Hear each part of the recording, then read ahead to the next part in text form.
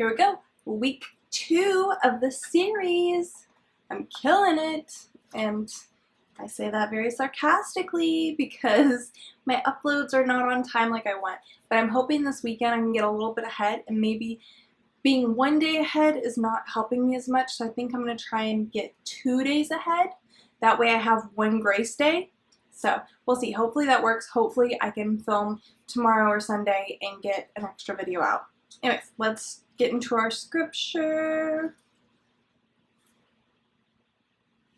Is anything too hard for the Lord? Genesis 18:14. I love that. I mean, obviously, I probably say that to every scripture that we do because obviously I love them all. But it's something that I need to remember. I get really, I don't want to say caught up. Oh, sorry, I'm going to highlight this real quick before I forget. As simple as that statement is anything too hard for the Lord? I think I struggle with that. I mean, I know I struggle with that. You know, I struggle with taking those little things to God, like that back pain. I always have back pain. I have chronic back pain. And I will just sit there and suffer, and I will take medicine, and I'll be like, I need to go rest, I'll go take a hot bath. But I won't just say a simple prayer and ask God to take away my back pain. I will just suffer through it. I mean, there's just so many instances where I just don't take my needs to the Lord. And I don't know why. I don't know if it's because I just feel like God's too busy for me, or it's too silly for God, or why would He do that for me? But a lot of times when I do just stop and take those things to God, I get those prayers answered. So that's something I need to remember. Just, is there anything too hard for the Lord? I mean, goodness, He created the sun and the moon and the earth and us and everything that our minds know and fathom. God created it. So there's literally nothing too hard for Him. But I'm going to tag on, there's also nothing too small for Him. So we serve a big God, but He's not too big. Anyways, oh wait, what am I doing? I'm like, let's jump into Jesus Calling. I'm getting on a pattern here, guys. We're not going to depend on Jesus Calling every day.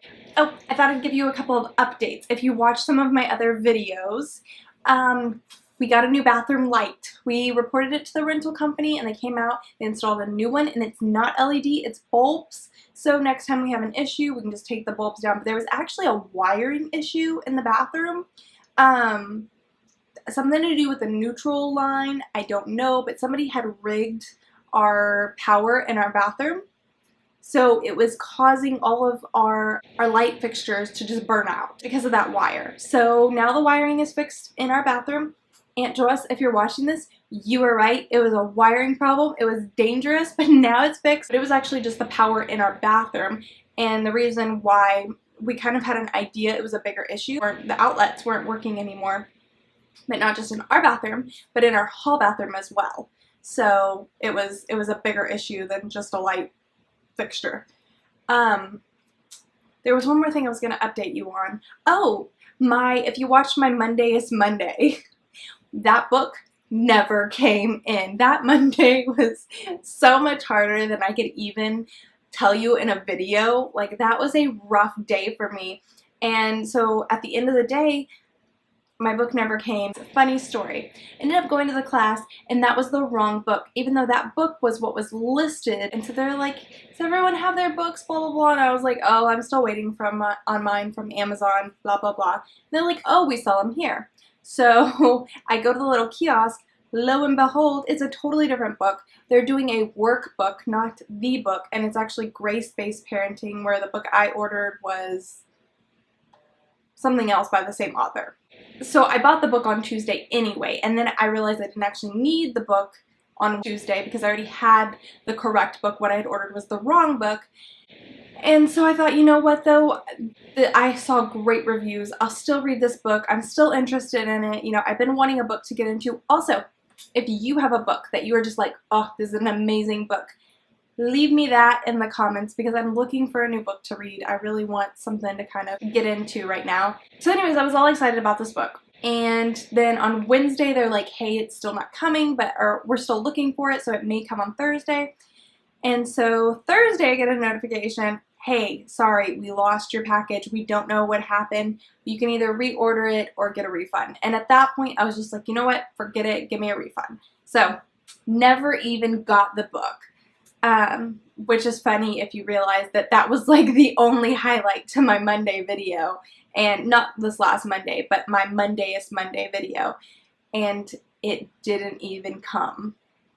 Also, I found out the reason why I kept getting shocked from the camera was, and I continued to get shocked that day. I even ran myself a bath because I was sore, I was stressed, I was tense. So I ran myself a bath.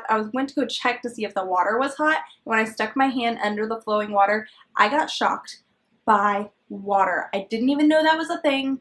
It's a thing. Water can shock you. I know water, my husband was like, well, of course it can transfer, you know, water transfers current or something very smart, and that I will never be able to repeat because I just don't know enough about electricity. But anyways, it made sense. I knew that, but I just didn't think it would happen through bathtub water. I mean, I know if you're like standing in a puddle or some, you know, and messing with electricity, I know that's dangerous, but just water flowing from my bathtub, I was gonna say that shocked me, which is ironic. But it did literally and figuratively.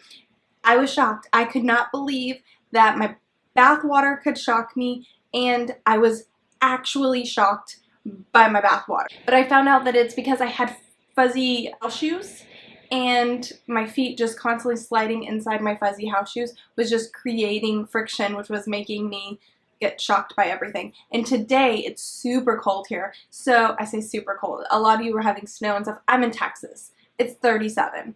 I'm freezing to my core. But I have on Uggs, and I got shocked about 3 times setting up my camera for this video just because of my fuzzy Uggs, and I was like, oh yeah, duh, just like my house shoes. Ew. So go out there, have a great week, and I'll see you tomorrow.